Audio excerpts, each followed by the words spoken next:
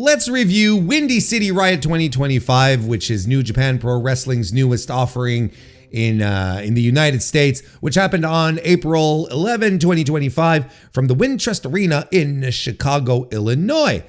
Well, look, let's start with the business aspect. The reported attendance was 4,674 people, which isn't bad for New Japan. Geographically speaking, Chicago is always good for New Japan. They do their shows. They do a bunch of shows. The Capital Collisions in Washington, and they do a couple also on the West Coast in California and so on.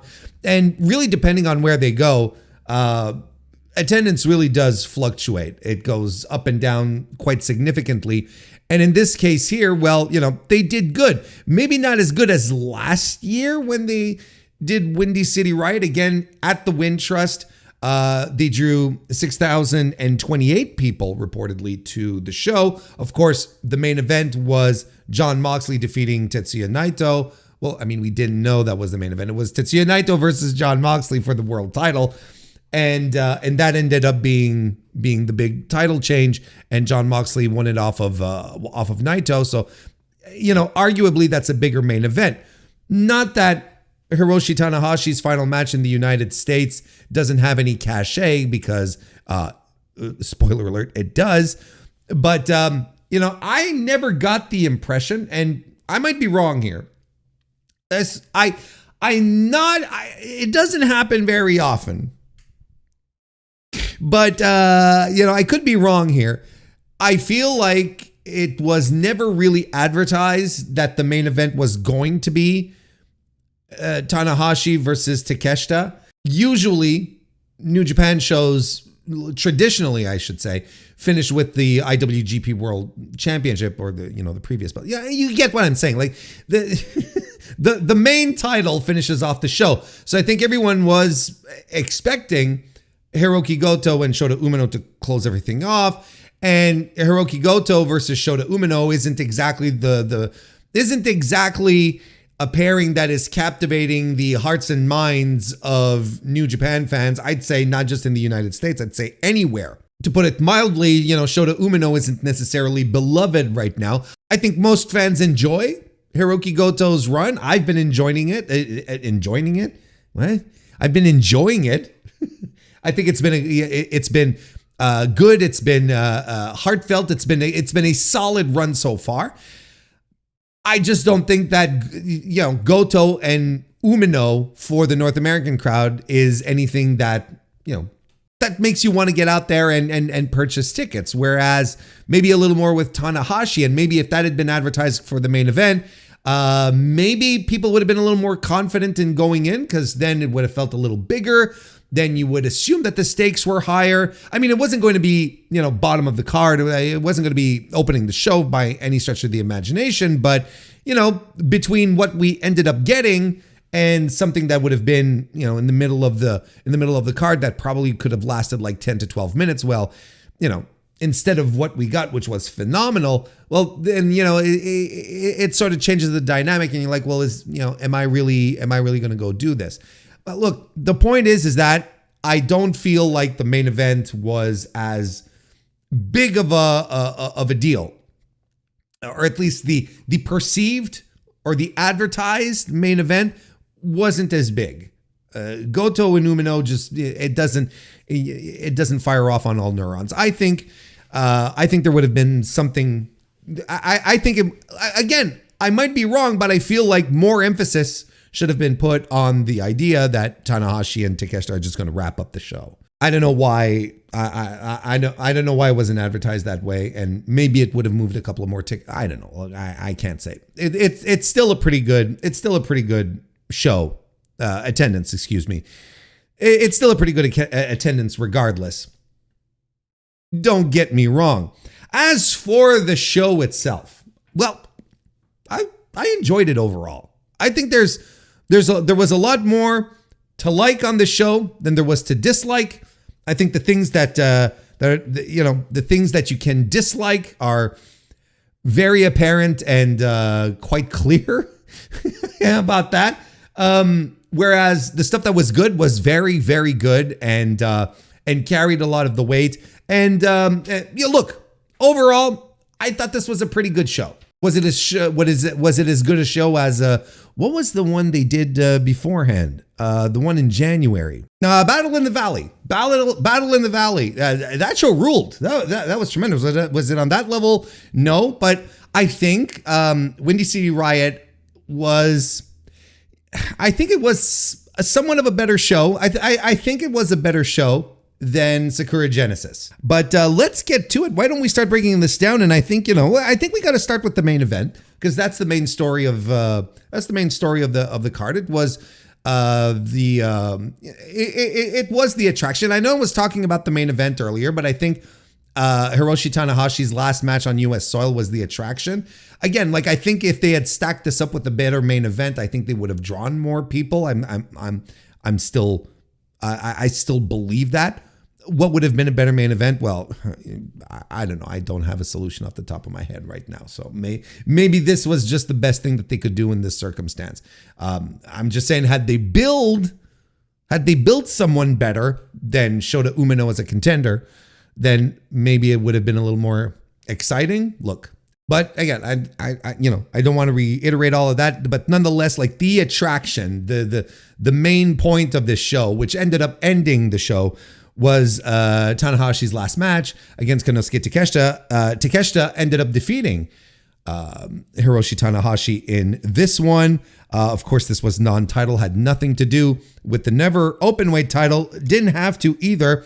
I really enjoyed the video packages that they set up for this, where they were retreading the history of encounters that Tanahashi had with Takeshita all the way back in DDT when Takeshita was, what were they saying? He was 19 years old and looked like a fucking toothpick. Like, it was tremendous. It's tremendous. Like, you look at Konosuke Takeshita 2025 and Konosuke Takeshita 11 years ago, and you're like, which would have been 2014. Again, I suck at math.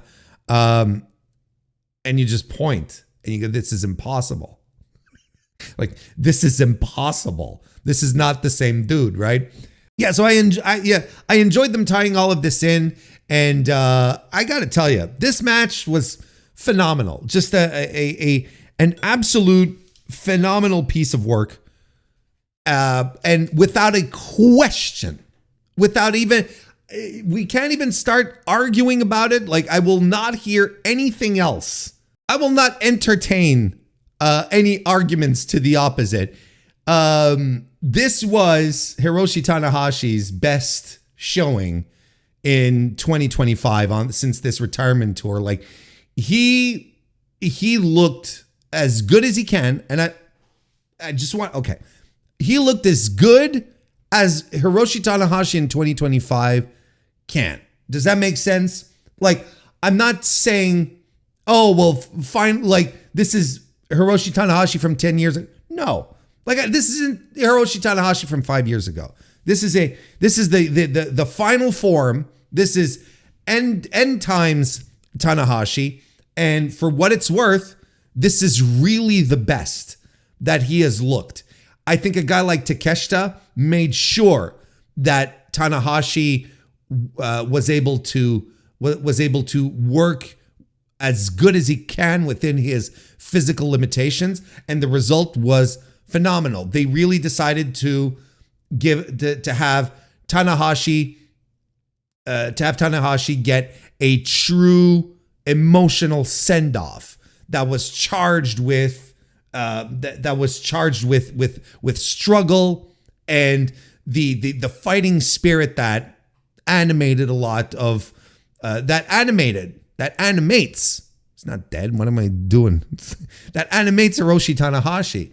So I'm not here suddenly saying, oh, well, the ace is back. Where has he been all this time? No, but he worked absolutely to his limits, didn't try to overdo things that he couldn't do anymore, and was even throughout it all able to surprise us with, or at least surprise me. I don't know about you, but he was able to surprise me with some snap that he had. Sometimes you had just brief little glimpses of the Tanahashi of old where you're like, oh shit, okay, he's still in there. He's, he still has that same drive, that same desire to go above and beyond.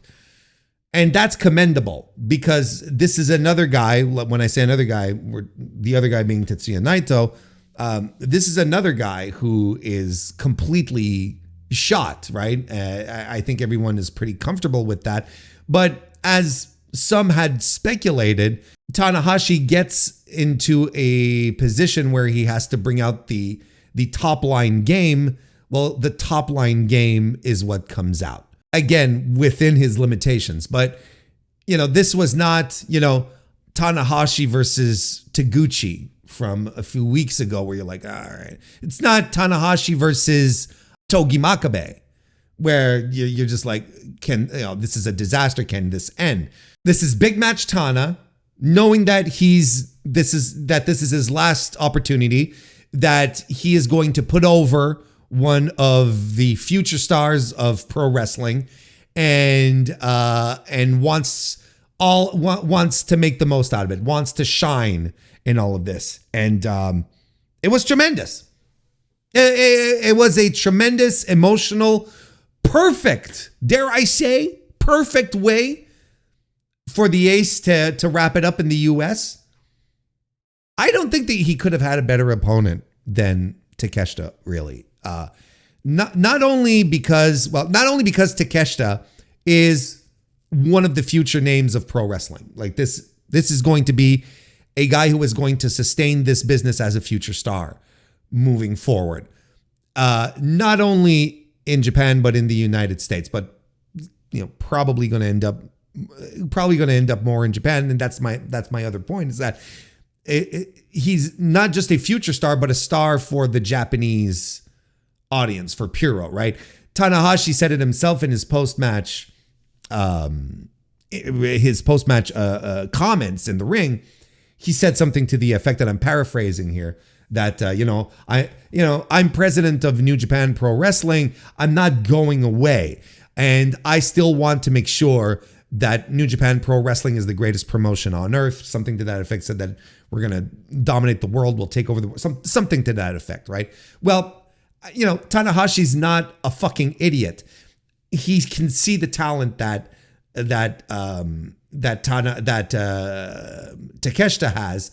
He understands how special this kid is, and I don't think it's any surprise that they are doing everything they can to incite Takeshita to soft jump to New Japan once his AEW contract is over. Unless they continue with the dual contract stuff, I don't know. But I feel like, for me right now, Takeshita is becoming more and more a part of the fabric of New Japan than he is in AEW, which is kind of wild as a North American viewer.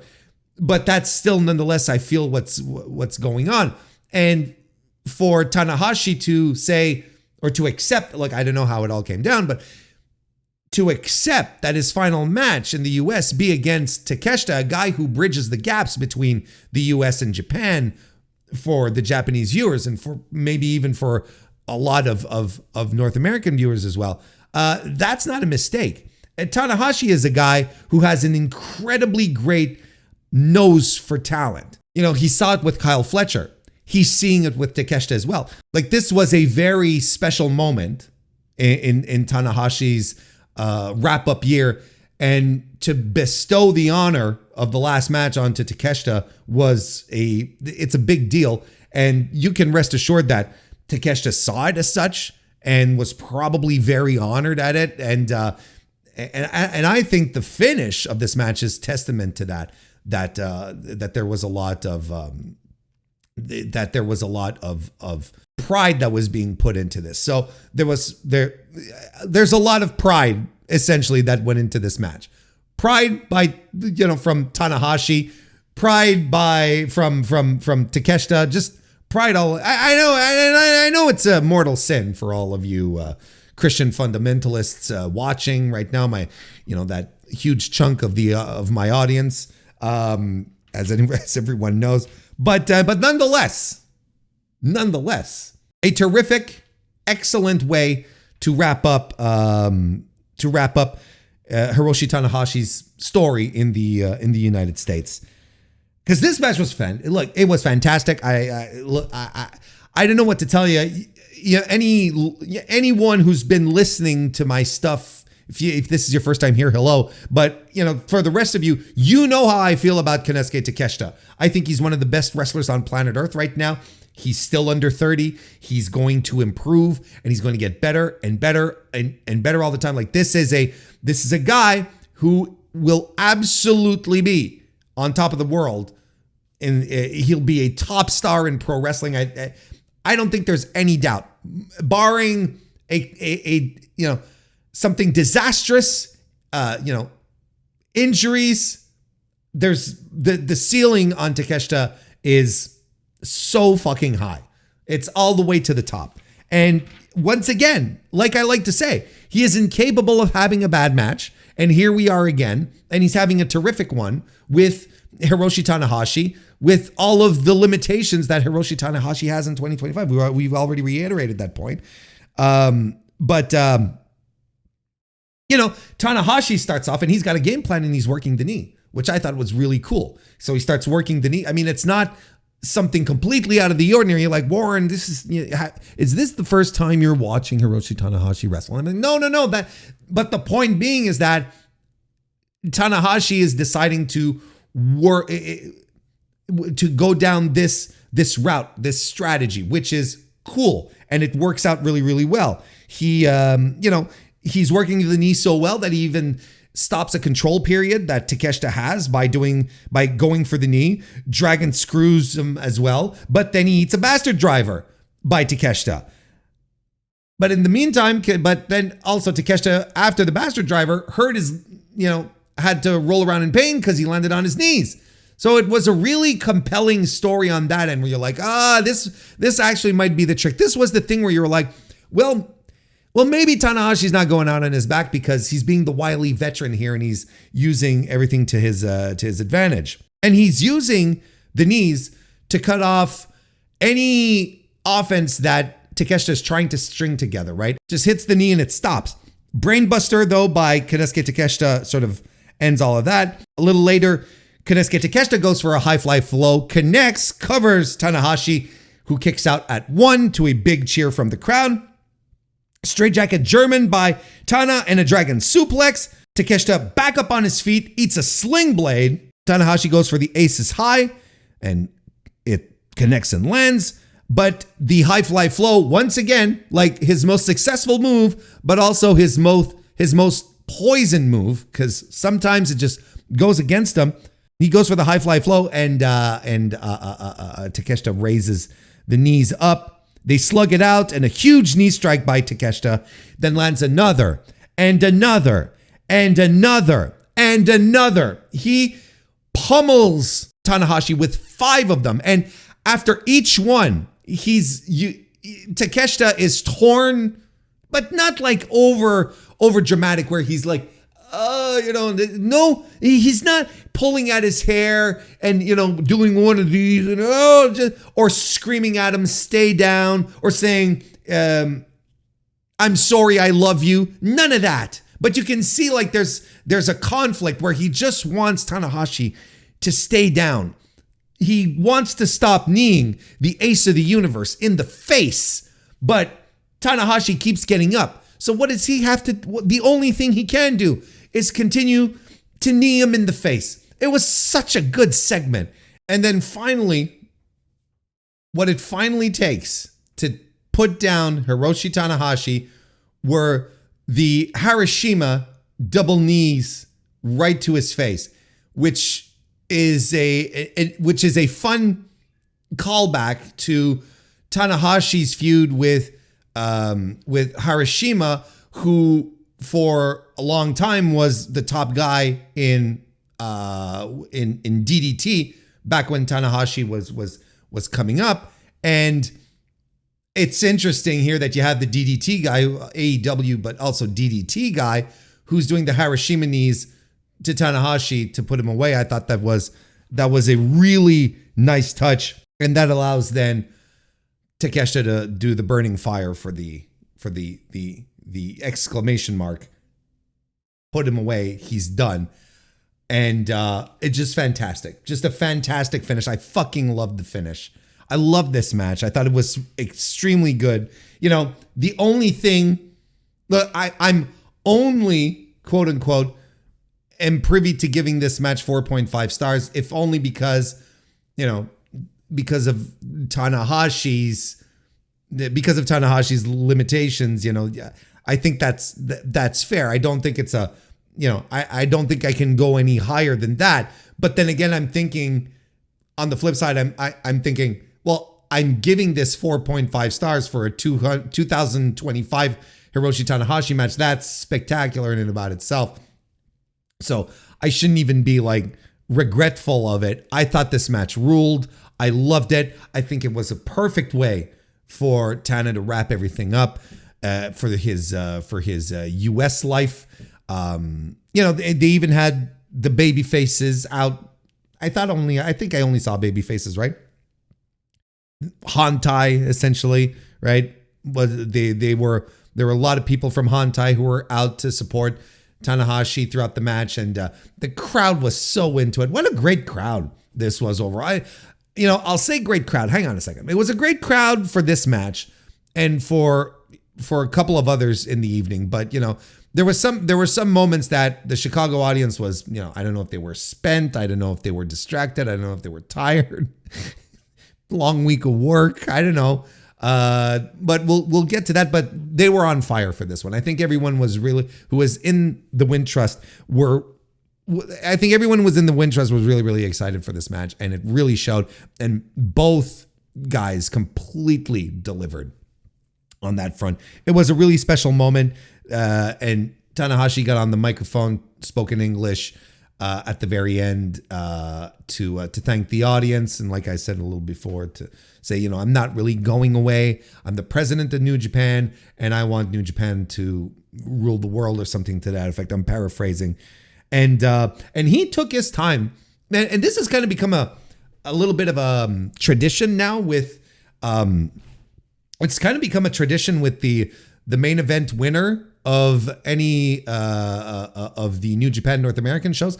The winner will then just like walk around the ring and shake hands with fans, take pictures, sign autographs, whatever the fuck, that's something I think they've been doing for the past couple anyway. And Tanahashi did it, but when I'm telling you that he took the time to say goodbye to everyone there, or to shake their hand or whatever, take a selfie, like he would be going up the aisle a little bit and then he'd backtrack. He'd be focused on one side of the rampway. He'd be focused on one side of fans.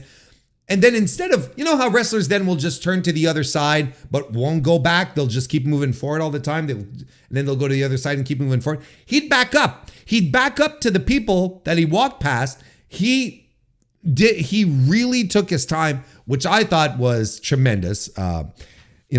In my mind, I'm sitting there and I'm going, Tana, you could be charging each of these people like $100 a pop here. But this was not the time.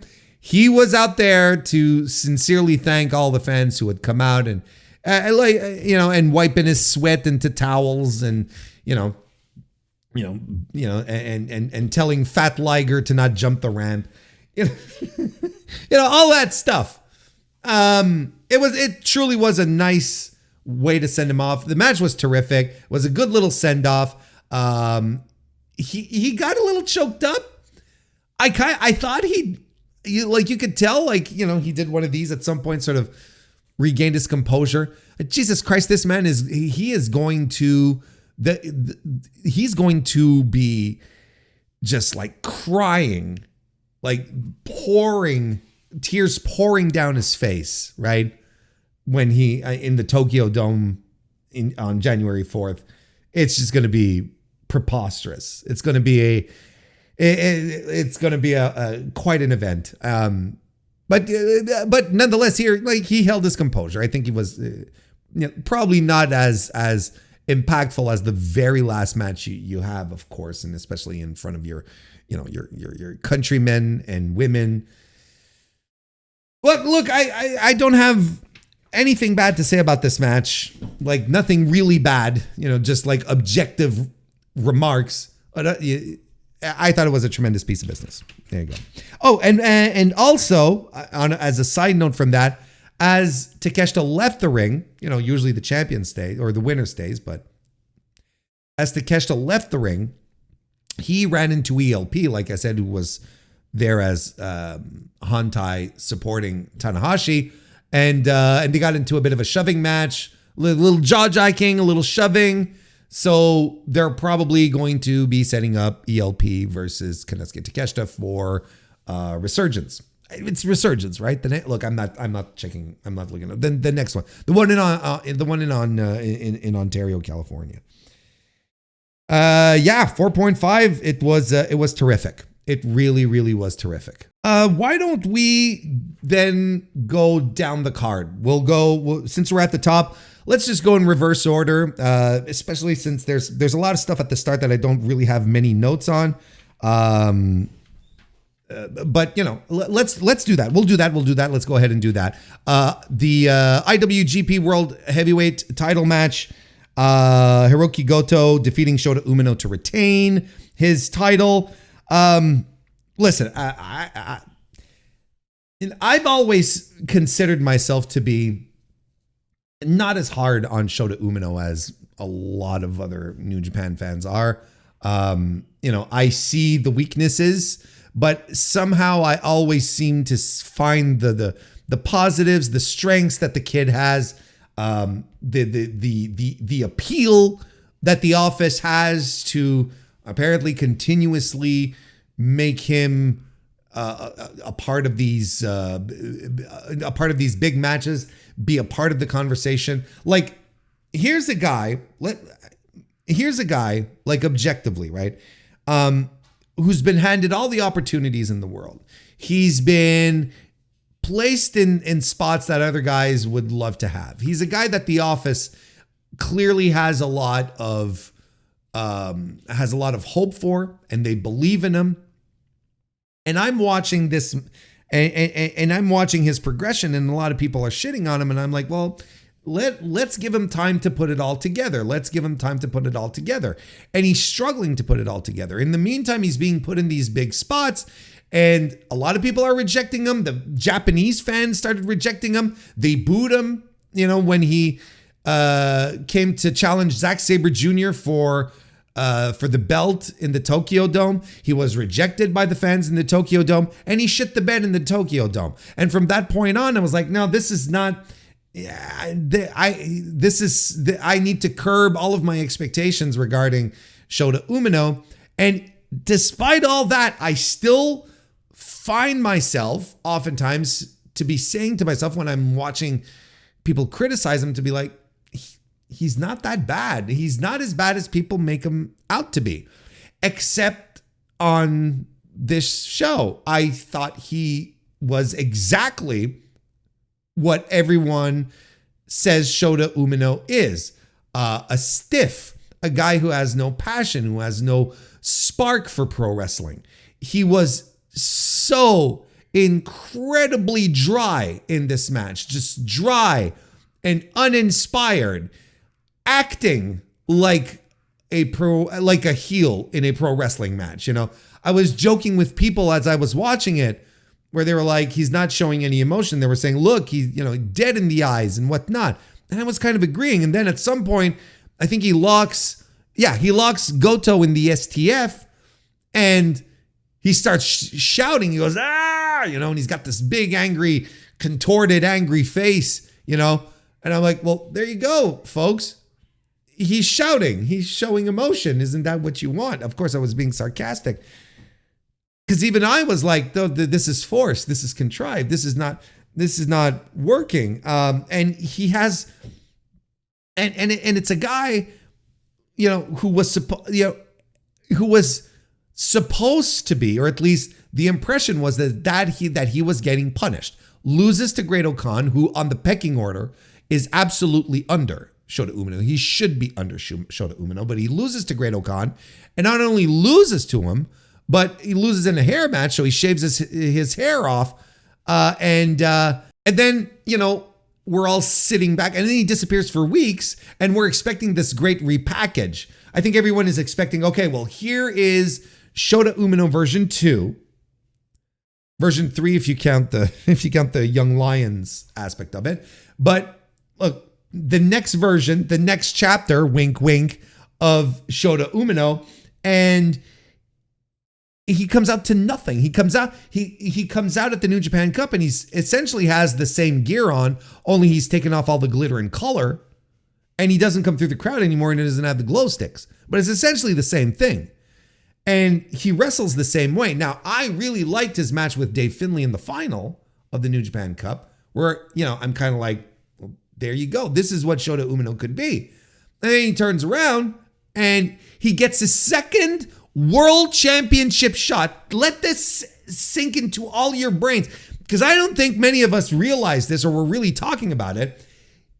Despite being in a position where you're like, okay, redemption run, punishment, let's go. There's none of that. There's no need for redemptions. There's no need for punishments. He is back for the second time in 2025, in the first 4 months of the year, 2 World Championship shots. And not just 2 World Championship shots, a bye in the New Japan Cup, and makes it to the finals of the New Japan Cup. That ain't a punishment.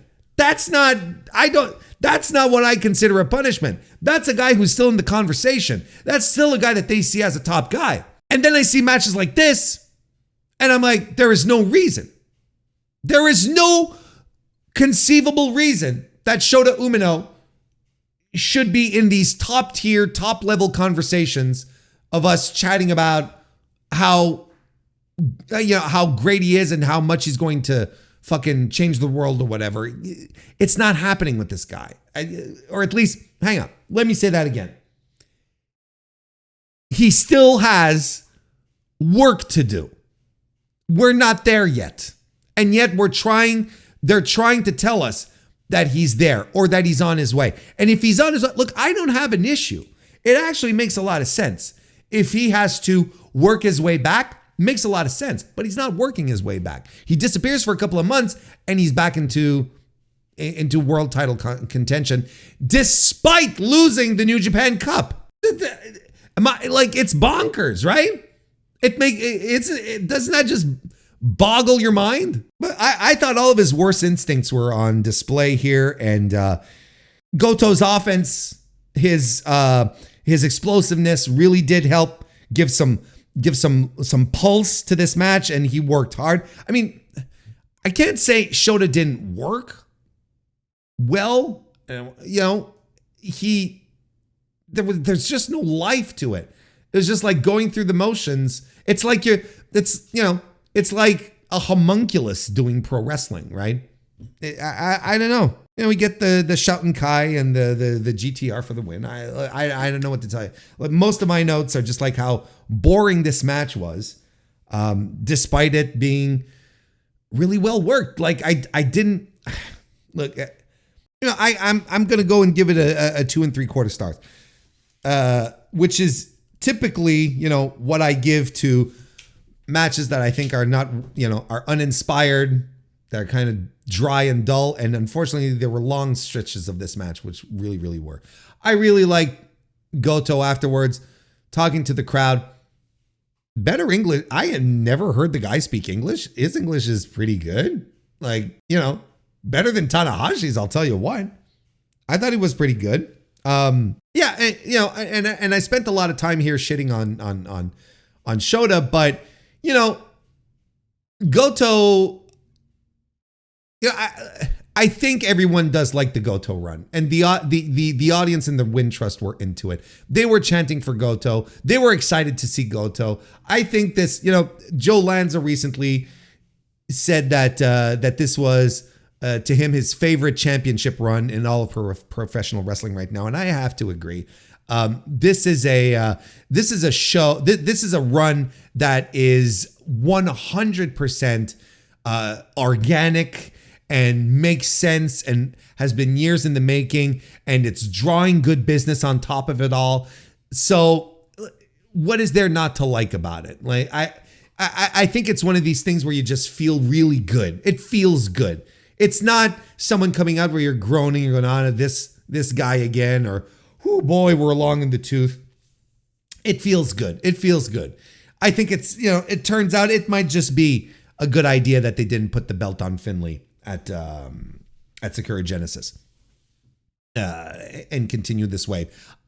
This is one of the most inspired things in pro wrestling today, right now. Yeah, and I think the Wind Trust was in on it as well, so that was terrific. Zack Sabre Jr. defeated David Finlay. I was a little surprised at the result here, but maybe we're gonna have David Finlay lose a couple of matches and build him back up, kind of thing. That could be it. Maybe Zack is gearing up to be in contention for something. I don't know what the plan is, but a special singles match like this usually has some kind of significance for both the winner and the loser. Look, earlier I was saying what a great crowd, and then I sort of pulled myself in. I reined myself in. I was like, wait, not necessarily a great crowd, saying they were hot for this match, but there were other matches that they weren't. This was one of them. And it's wild to me because I thought this match was fantastic. I thought this match ruled. I thought these guys were giving everything, and the crowd was somehow, they were sitting on their hands. I don't know, again, like, were they still exhausted from Ishii Kid? Were they just excited to see, were they just waiting now for Tanahashi to come out? Like, I couldn't tell you, but this match was fantastic. Like, it was exactly, it's not the first time that these guys go, but in this form that David Finlay has right now, which is very good, and don't let anyone tell you otherwise. A match with Zack Sabre Jr. then becomes something completely else, because Finlay just wants to bully people into submission, right? Just beat them down. And Zack, just wants to wrap you up into submission. That's so you've got these two guys with clashing styles coming at each other, and it was absolutely fantastic. Early on, Zack Sabre Jr. has this, he locks Finlay into this submission. It's such a kick-ass move. Like, he rolls through the apron, under the ring onto the apron to the floor, and he's still holding on. And he's not only holding on, he's switching the move as the guys are falling to the floor. It's phenomenal stuff. Even Zack, gets up to sort of do this to the crowd. It's like, let's go. It's like he even popped himself on that one. It was tremendous. And there's back and forth here until Finlay gets into his groove, lands an Irish curse, and then just like starts beating down on Zack. Power bombs. He does this great. He did like, I don't know how else to call it than a Blue Thunder backbreaker, where he lifted up Zack, spun him around, and you think is like, oh, Blue Thunder bomb, but no, lands him on his knee, which was fantastic. He lands the Into Oblivion, big power bombs by Dave Finlay, and a buckle bomb. There's a big ref botch where he counts to 3, and but it's not the finish. But it kind of, when you see the finish with the Zack driver, you can kind of understand where the ref goes, oh, this is the finish. And the guy's like, no, this isn't the finish. But you can see how the referee fucked up. But yeah, I mean, the Chicago crowd let him have it. I thought this was really good. I thought the crowd gave them nothing here, but this was a really solid match. I loved it. Thought it was great. Yeah, let's go for 4 stars. 5 stars, but I didn't like it that much. 4 stars. How about that? Still good, but Then Tetsuya Naito and Titan defeated El Fantasma and Rocky Romero. I gave this match the gentleman's 3 because Titan worked his fucking ass off in this match. He was the MVP of this otherwise completely unnecessary and dopey little tag team match. He did everything and anything of note, even got the pin on Rocky Romero. Look, we got T-shirt Naito here. So you know immediately, you're like, oh, okay, he's not working tonight. So if he's not working, then Titan has to pick up the slack. I thought Rocky and Phantasmo, two guys that I like, they had an off night. There was no spark, no snap. It was kind of like, all right, things happening. You didn't get that usual showmanship from either guy. They were teasing the fact. I appreciate the idea that these guys were like, look, we never team, and they're throwing us into a tag team together, and we never team up. So we can't work as a unit.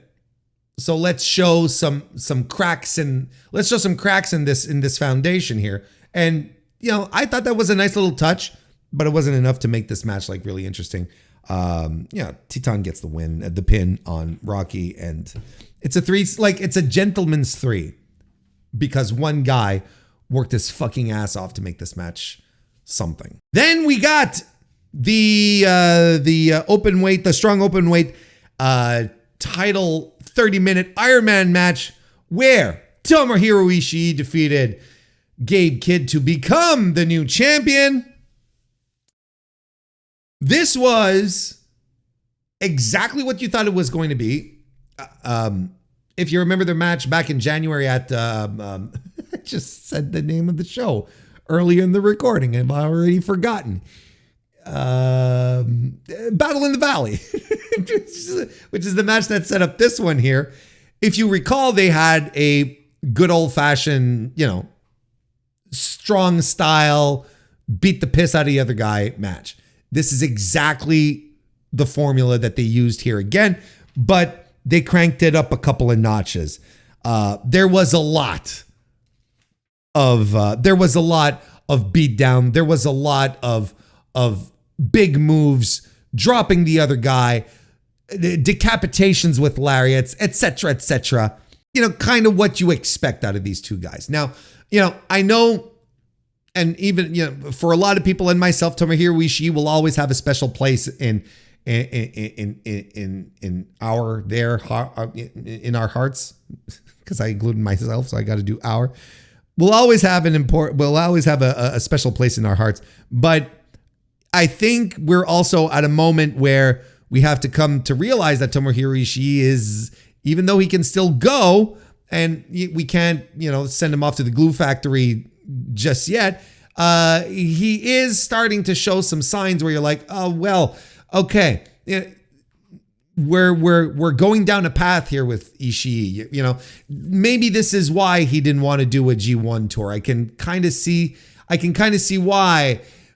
And this was, you could see at some moments that Ishii doesn't exactly have the same snap that he had, right? The same vigor, I guess. Nothing remarkable, nothing on the level of, Tetsuya Naito in 2025, but nonetheless, it's starting to show. I thought it showed in this match in a couple of occasions. There was a messy exchange at some point, and, just Ishii's retaliations and whatnot. Sometimes, you expect him to react another way and a certain way, and then you're like, oh, well, it's still good, but it's not like that special level of Ishii good where he's got just a little more stank on it, So nonetheless, this was really good. They're doing lariats, they're doing open hand strikes, they're turning their chests bright pink, and we get, superplexes and DDTs. We got Ishii doing the headbutts out of nowhere. Crowd is super into this, by the way. They love this fight. And don't get me wrong, this is a fight. A Dr. Bomb by Gabe Kidd secures his first pinfall win. And his thing here is he's going to try and run out the clock. There's like 5 minutes left. But Ishii traps him into a triangle hold. And he gets him in there good and snug and solid. And Kidd is trying to to sneak out of there, to wriggle his way out.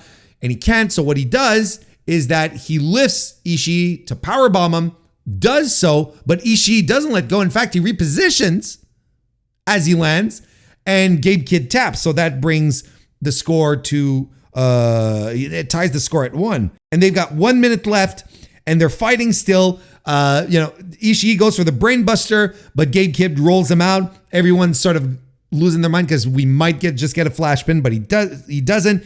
Ishii kicks out, and then it ends. It ends, and everyone is shouting boo, and this is terrible, and Gabe Kidd is laughing. Gabe Kidd is very much in heel mode in this one, by the way. He's very much healing it up. But as per the rules, there is a sudden death overtime, and the sudden death, well, is essentially, first person to score a pin wins at this point. So as it starts, Gabe Kidd lands a pile driver. Then we get a dragon suplex by Ishii. Gabe Kidd gets back up. Lariat by Tomohiro Ishii covers. Gabe Kidd gets out, kicks out at 1. We get a brainbuster by Kidd, kick out by Tomohiro Ishii at 1. Then Tom Ish hits the pile driver, a knee strike by Gabe Kidd, followed by a brainbuster by Ishii. We get the win. Lots of near falls, terrific with some big moves, terrific stuff, like physical, brutal. And the more it went on, the more it felt like attrition, and the more it started getting more and more heavy-handed. As in, the shots were getting bigger and stronger and heavier. I thought it was terrific, and the sudden death really put this match over. Like, to me, it was an extra quarter star for me. I was like, okay, this is good. Like, this is actually very good. I loved it. I would highly recommend it as well. Like, I'm giving it 4.25 stars. I thought this was a terrific match and a good change of pace. They probably wanted Gabe Kidd to. I think this is Gabe Kidd winning up, losing up, I should say, because he lost. I think this is Gabe Kidd losing up. They clearly wanted this title off of him to go do other stuff. Ishii right now seems very focused on working in the United States. So I think that's I think he likes working the US too. I don't think there's necessarily a problem with that. I think Kidd, I think they have more things in store for Gabe Kidd, and that's a good thing. And that is a good thing. So 4.25 stars from me. The world-class Wrecking Crew, formerly West Coast, now world-class Wrecking Crew of Jarrell Nelson and Royce Isaacs, defeated Kushida and Kevin Knight, the Intergalactic Jet Setters, to retain the New Japan Strong Openweight Tag titles. I thought this was pretty good. I enjoyed this. I know Nelson and Isaacs isn't everyone's cup of tea, and sometimes I don't understand why. I thought this match was really solid. I thought it was incredibly solid. Everyone worked hard. The Wrecking Crew did big power moves, which is their thing. That's what they should be doing. And the Jet Setters were awesome. There's no other way to say it. They were just incredible. They were awesome. It ruled. I don't know what else to say here. There's Kevin Knight here continued to do some amazing things. I sort of looked at a couple of things that he did here, and I'm like, he could do this in AEW, and that would get him over as well. He did a spectacular Rana off the top rope. Like, Isaacs was holding Kushida, against his chest, kind of like before you lift a guy into a powerbomb. Kushida was upside down, and Kevin Knight jumped up. He bounced off the ropes and did a Rana on Isaacs. So he flipped him off along, and Kushida followed. Like, it's just something absolutely tremendous. Like, holy shit, this rules. Just a great visual. It was spectacular, I think is the word we need to use. And the Wrecking Crew win because TJP was ringside for some reason eating some Dunkin' Donuts. And I didn't quite get it. I didn't quite see it, but Jarrell Nelson used the bag to his advantage to get a cheat win. I don't know. He cheated to win using a bag of Dunkin'. I don't know what to tell you. And then after, TJP is there clapping his hands, and because TJP, as we've been told, is a freelancer now. and he calls his own shots. I'm like, that's not how it works. That's not how a freelancer in pro wrestling works. Otherwise, they would all be freelancers if they could go around calling their own shots. Am I right? Doesn't make sense. 3.25 star. And then we had Azumi and Mina Shirakawa go to a double countout. That's right. They do Azumi does some high-speed stuff to start. And Shirakawa works the leg. Locks in a figure 4. Of course, Azumi gets out. Eats a spinning elbow. Triple suplexes by Azumi. Avalanche sling blade by Shirakawa, who lands in another figure 4. Azumi rolls her up after a La Mystica attempt for a close 2. And then they fight on the floor. Can't get back in on time to beat the 20 count. This match gets thrown out. Yeah, look, I was enjoying this. And I thought it was quite good up until the finish. I was like, what a shame. I thought they were doing really good. Look, a couple of Stardom girls, they know what to do. I gave this 3.5 stars. I really liked it. I thought it was really good. See, this was supposed to be a number 1 contendership match for the Strong Women's Championship held by Mercedes Moné, and whoever was going to win here was to face her at Resurgence. But since both of them were counted out, the question, well, what are we going to do next? And I was sitting on my couch going, they're going to make it into a 3-way. And later on, Veda Scott announces it's going to be a 3-way. And I'm like, all right, there you go. So you can see clearly what's going to happen here. Azumi's there to take the pin so that Mercedes can drop the title without actually getting pinned. And Mina can then win the title and, whatever. But you can see why they did this. Like, it's transparent. Like, that's just what they want to do here. Anyway, 3.5 stars, right? Yeah, I said that. And then in the opener, we had TJP versus Tom Lawler. I gave it 2.75 stars. I don't have any notes on it. It's fine. TJP, the freelancer, calling his shots. And otherwise in the evening, there were the Young Bucks also, who challenged the War Dogs to a match at Resurgence, which is in their hometown, as they say, Rancho Cucamonga, in Ontario, California. And they said, we got some friends we can call, some OGs that we know, and it's going to be too sweet. And I, immediately did the Naked Gun facepalm bit only with myself. And because I realized that meant that they were going to call the Good Brothers. So Carl Anderson and Suntan Biker Man are going to be booked on a New Japan show. Carl Anderson wins again. I think that's all of it, right? I didn't watch the pre-show, unfortunately. I have no, I'm sorry. I wasn't ready for the pre-show. I didn't miss a minute of the main show, but I couldn't make it to the pre-show, so I can't share my thoughts. That pretty much wraps it up. That's my review of the show. Like I said, I think it's a good show overall. I think there's a lot to like in it. I think the things that are not good are glaring, and that's fine. And I think my recommendations: Tanahashi and Takeshita. I think that's a no-brainer. Kid and Ishii, it's a hell of a blast. It's fun. I think you should watch Zack Sabre Jr. and Dave Finlay. If you watch those, the first two, absolutely. And if you've got 15 minutes to spare, go with Zack and Finlay, and you will be absolutely entertained. Everything else is skippable. If you wanted to watch the whole show, that's fine, but you don't have to. There's nothing else really that. But if you'll enjoy a good wrestling show overall. I'd skip the opener. I'd skip the LIJ Fantasma Romero match. Other than that,